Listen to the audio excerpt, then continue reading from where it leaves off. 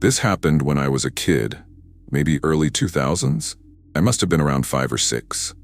Back then, I lived in California with my mom, but I'd spend weekends with my dad. He had this small apartment not too far from a convenience store, and right across the street was a bookstore where my mom worked. My dad, well, he was kind of a mess. Lonely, but also a little too self-absorbed to notice how that affected the people around him. He dated a lot, and every now and then, a new woman would show up at his place. He'd introduce us, and I'd barely pay attention, just going back to my cartoons. Most of them never stuck around long enough for me to remember their names. One weekend, he brought home a woman named Dana. She wasn't familiar to me, and her name didn't ring any bells either. She was just another person passing through my dad's life. He introduced us, I mumbled a polite hello, and that was that. I went back to watching TV while they talked in the kitchen. At some point, my dad decided he needed to run to the store for cigarettes. He didn't want to leave me alone, so he asked Dana to keep an eye on me. That was normal, he'd done it before with other girlfriends. But the moment he walked out the door, something changed. The air in the room felt different, like the temperature had dropped just a little. I remember Dana turning to me with a big, stretched-out smile that didn't quite reach her eyes. "Let's go for a little walk," she said. I wasn't really paying attention. I just nodded and took her hand when she reached for it. We stepped outside, crossed the street, and walked into the bookstore. I glanced at the front register to see if my mom was there. But she wasn't. That was fine. It was a weekend, and she didn't always work the same shifts. We wandered deeper into the store, past rows and rows of books. The smell of paper and coffee from the attached cafe was comforting, familiar. But something about Dana still felt off. She was too quiet. She wasn't pointing at books or asking me questions like most adults did when they were trying to make conversation with a kid. Instead, she kept glancing around like she was looking for someone, or making sure no one was looking at us. Then, from somewhere behind me, I heard a familiar voice call my name. I turned and saw Erin, my mom's coworker and a family friend. She was someone I actually liked, a warm, friendly person. I'd been to her house a bunch of times and played video games with her sons. Seeing her felt like a sudden burst of normal in a situation I hadn't realized was weird. Excited, I ran to her without thinking. "Hey," she said, smiling, but there was something sharp in her voice. "Come here for a sec." I didn't even hesitate. I ran straight to her and she pulled me into a hug. That's when I noticed something. Dana was gone. I had let go of her hand when I ran to Erin, and now she wasn't there anymore. I turned to look, but she had just vanished into the store. Erin didn't waste time. She kept an arm around me and started walking, fast. "You want a lollipop or something?" she asked, way too casually. I nodded, still a little confused. We weaved through the store until we reached a door marked "Employees Only." She pulled it open and guided me inside before shutting it behind us. The room was small and smelled like printer ink and cardboard boxes. Erin grabbed a walkie-talkie off a shelf and spoke into it in a low voice. I didn't understand what she said, but I remember how serious she sounded. I sat on a chair, kicking my legs, not really sure what was going on. It wasn't until years later that I pieced everything together. Dana wasn't just some random woman my dad was dating. She had worked at that very bookstore before. And she'd been fired. Because she had issues, serious ones. I found out later that she had lost custody of her own kids. The state had taken them away because she wasn't fit to take care of them. And for some reason, she had decided that day that I was going to be her replacement child. She had planned to take me, right out of the store. And I had no idea. Erin had recognized her the second we walked in. She knew Dana wasn't supposed to be anywhere near that bookstore. And when she saw me with her, something clicked. That's why she pulled me away so fast. Why she called security without hesitation. My mom arrived minutes later, her face white with panic and rage. She grabbed me and held me so tight I could barely breathe. Then she stormed out, dragging me along, heading straight to my dad's apartment to absolutely rip into him. I don't remember if I stayed with my dad after that weekend, or if my mom took me home. But I do know that I never saw Dana again. I don't know if she was arrested, if she disappeared, or if she ever tried something like that again. But the thought still creeps me out.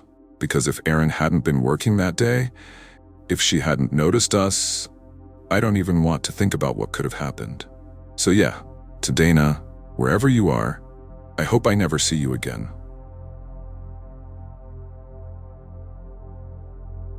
I grew up in a small coastal town, the kind of place where everyone knew each other. It had that quiet suburban feel. Neighbors hosting block parties, kids riding bikes until the streetlights flickered on. My sister and I spent most of our childhood playing with our next-door neighbor, Ellie.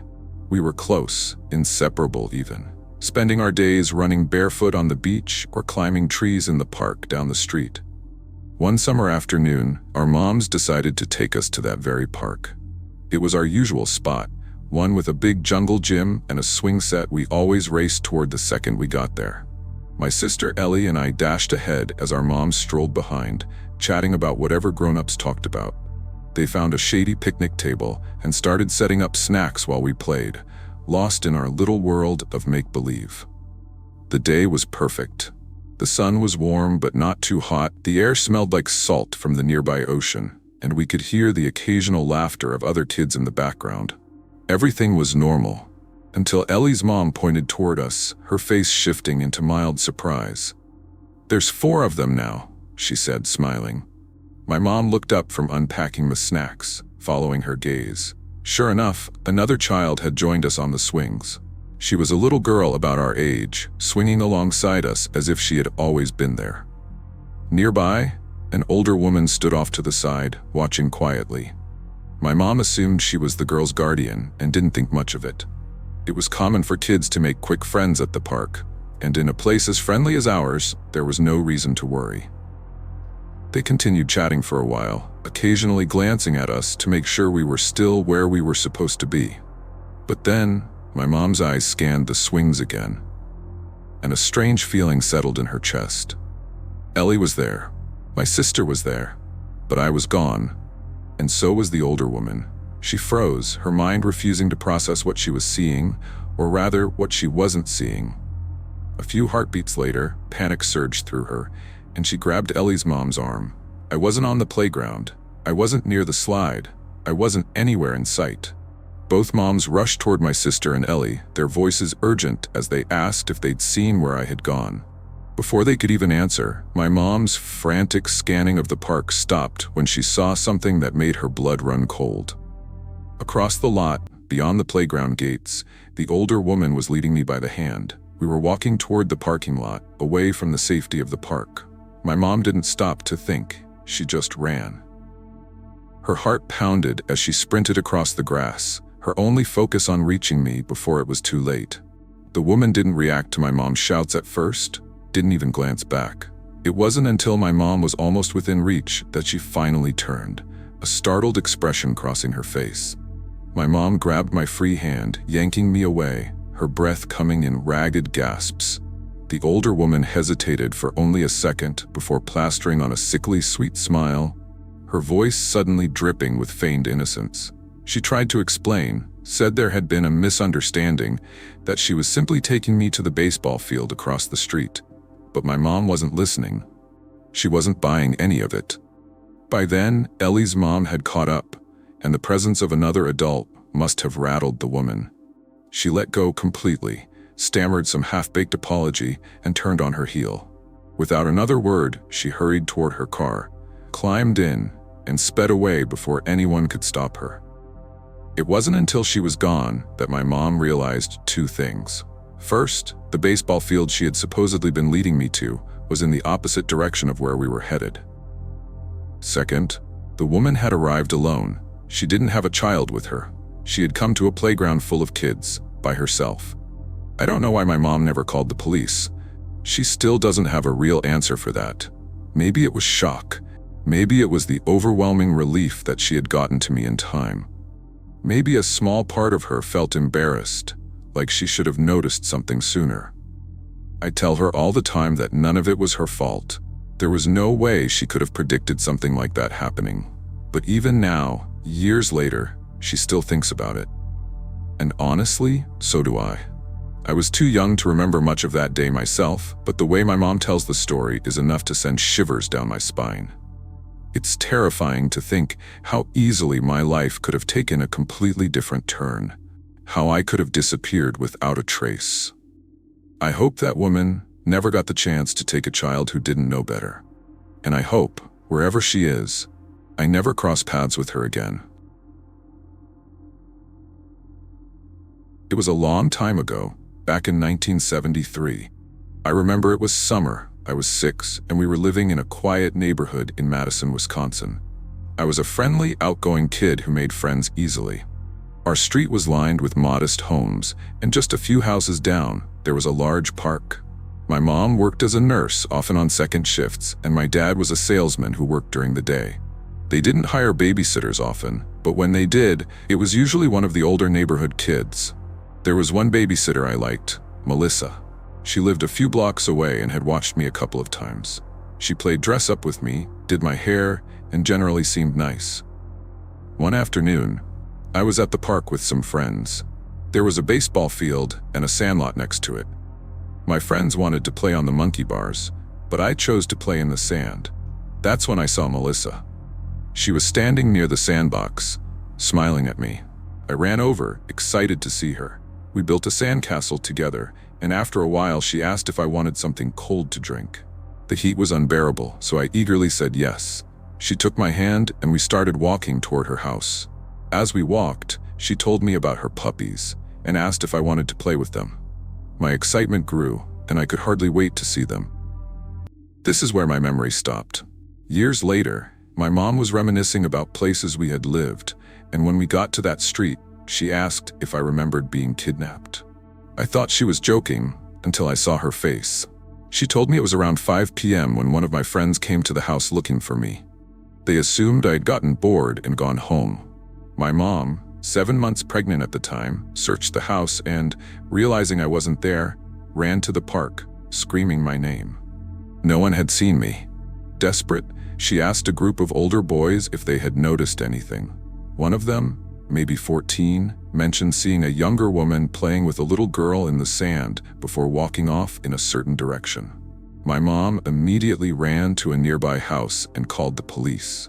By the time officers arrived, my dad had come home, and neighbors had joined in the search. They knocked on doors, calling my name, trying to find any trace of me. The police returned to the park and asked the boys if they knew the woman. Somehow, between the boys and the neighbors, they figured out it was Melissa. A search party, along with the police, rushed to her house. She lived with her parents, but they weren't home. When she answered the door, she claimed she hadn't seen me and had been home all day. The police asked to come inside, and for some reason, she let them in. They searched the house and found me in the basement. That's when my memory came back in flashes. I remembered walking into her house and immediately feeling something was wrong. The air was cold, and my stomach twisted in fear. I started crying, repeating that I wanted to go home. She led me into the kitchen, gave me a glass of water, and handed me a tissue. I heard dogs barking. Next to the kitchen was an open stairway leading to the basement. The barking was coming from there. She told me there were toys downstairs and that I should come play. I hesitated, but she took my hand and pulled me toward the stairs. As we descended, the dogs became more agitated, and I started screaming. That's when she snapped. She screamed at me to be quiet, her face twisting into something terrifying. She threatened to throw me in the cage with the dogs if I didn't stop crying. I was so scared I could barely breathe. Then, as suddenly as she had snapped, her demeanor changed.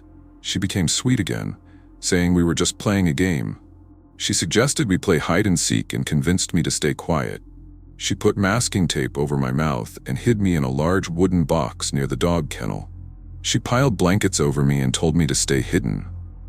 I lay there, sweating, terrified, my heart pounding in my chest.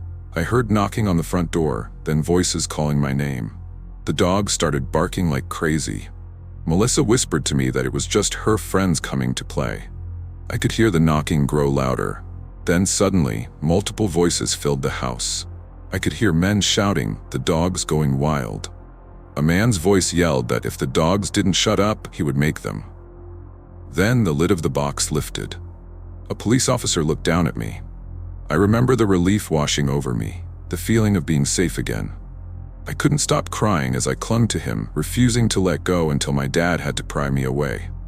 I don't remember much after that, just that my parents took me to the hospital to get checked. Melissa was arrested and found guilty of attempted kidnapping. My mom heard she had gone to prison, but we moved away soon after, and we never looked back. Years later, my parents told me that Melissa's parents had come to their door, begging for forgiveness. They insisted she was a good girl and hadn't meant any harm. My dad, enraged, grabbed her father by the shirt and warned them never to come near our family again. I try not to think about what could have happened if my mom hadn't found me in time. I was lucky, but the thought that Melissa had been inside our home, trusted by my parents, still unsettles me. I don't know where she is now, and I hope I never find out.